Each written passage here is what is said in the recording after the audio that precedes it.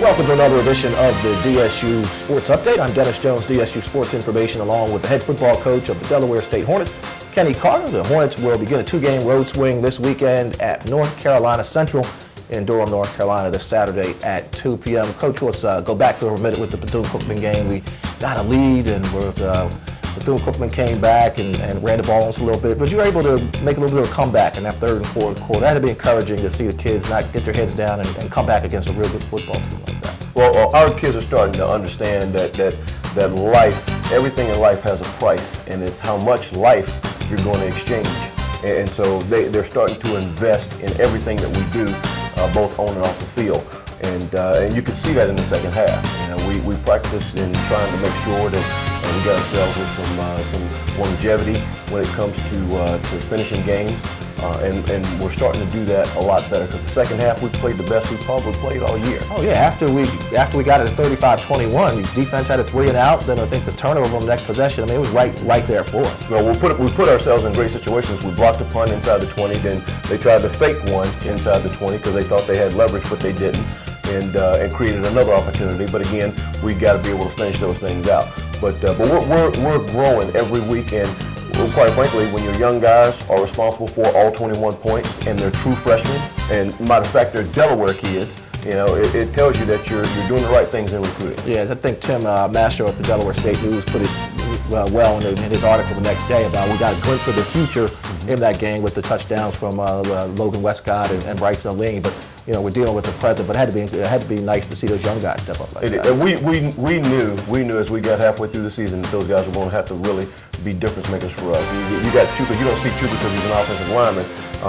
You don't see Jacob Jones.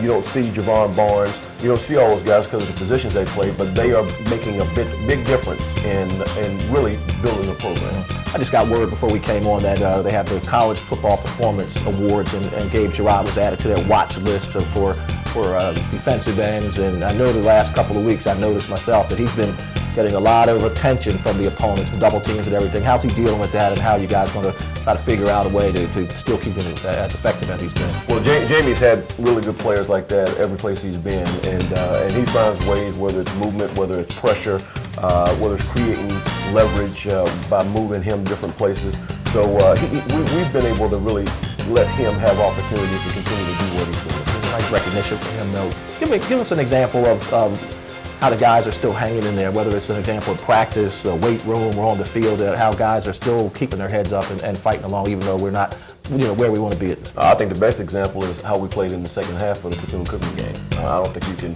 say it you can show it any other way. You know, they came out, the energy on the sideline was fantastic to come back and score.